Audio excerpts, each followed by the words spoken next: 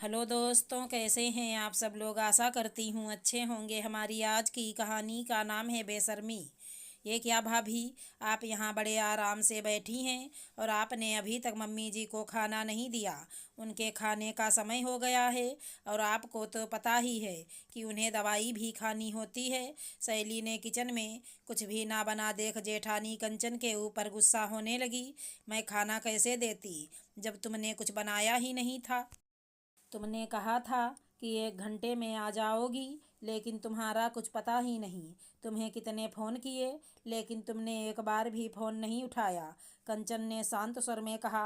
हाँ, तो मैं ट्रैफिक में फंस गई थी। आपको तो पता ही होगा दिल्ली के ट्रैफिक के बारे में। और फिर जब आप देख समझ रही थी कि मैं लेट हो रही हूँ, तो आपको खाना बना देना चाहिए था। शैली का स्वर और तेज हो गया। शैली की तेज आवाज़ सुन निर्मला जी कमरे से बाहर आ गईं, जिसे देख शैली और ज़ोर से कंचन के ऊपर चिल्लाने लगी। भाभी, मैं तो आपको बहुत जिम्मेदार समझती थी, लेकिन आप मम्मी जी की तबीयत के साथ ऐसी लापरवाही कैसे कर सकती हैं।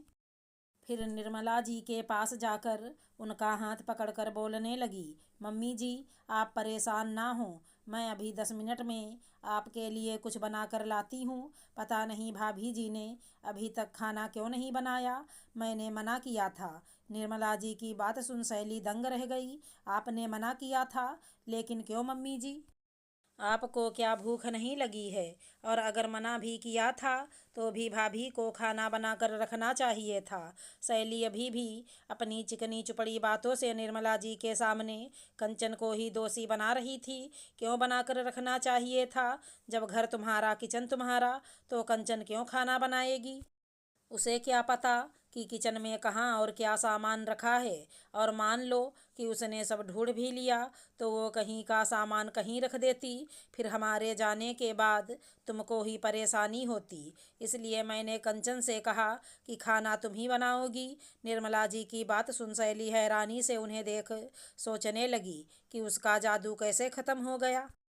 उसने तो सोचा था कि जेठानी के आने से उसे आराम हो जाएगा, लेकिन उसका ही दांव उल्टा पड़ गया।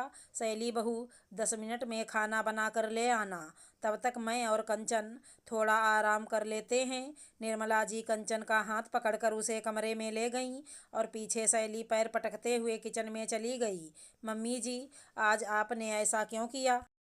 मैं तो यहाँ पर आपकी ही देखभाल के लिए आई थी। मुझे अच्छे से पता है कि आपको क्या और कैसा खाना चाहिए। फिर आपने शैली को, कंचन कन्फ्यूज थी कि जो सासू माँ शैली को एक गिलास भी नहीं उठाने देती थी, आज उससे खाना बनाने को कह रही और उसे आराम करने को।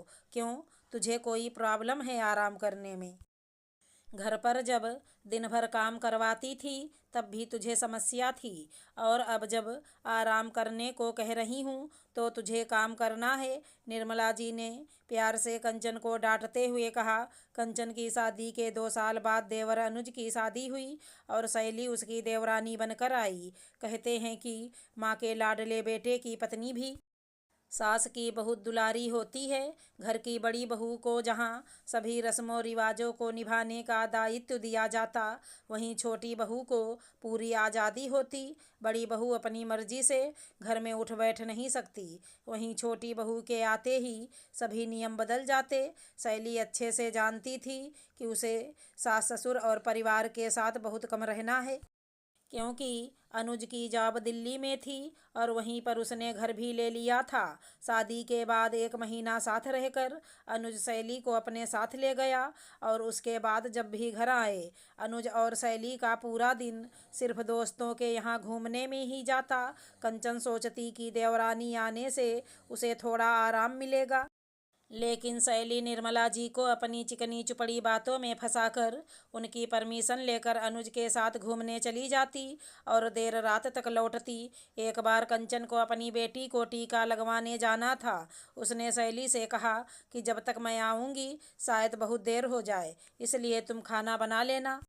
उस दिन अस्पताल में बहुत भीड़ थी, इसलिए कंचन को आने में बहुत देर हो गई। कंचन ने जब देखा कि खाना नहीं बना है तो वो शैली पर थोड़ी नाराज हो गई।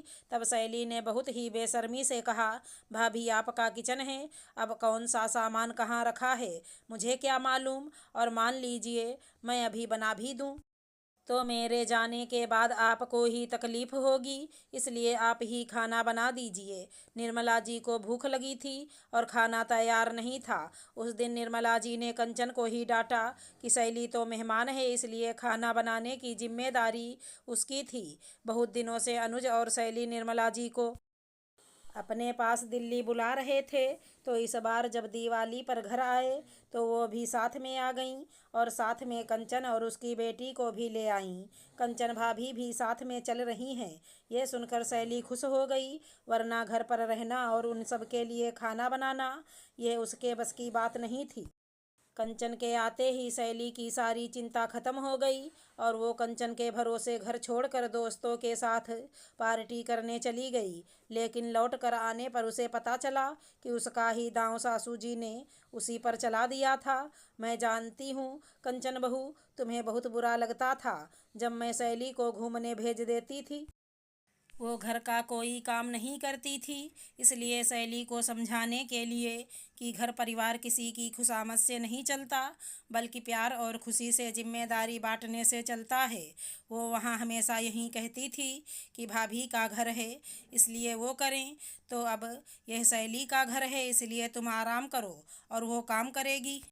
आज निर्मला जी की बात सुन कंचन खुश तो बहुत हुई, लेकिन तुरंत बोली, मम्मी जी मैं जाकर शैली की मदद कर देती हूँ।